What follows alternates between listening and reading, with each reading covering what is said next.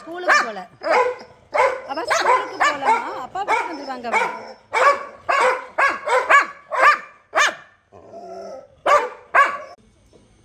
அப்பா அண்ணனை அக்காவையும் வேனில் ஏற்றிட்டு வரும்போது கூட்டு வந்துடுவாங்க. அன்பளி ஸ்கூலுக்கு போகலாமா? அன்பளிக்கு சும்மா வாசல்லேருந்து அக்காவையும் அண்ணனையும் ஏற்ற போகிறா.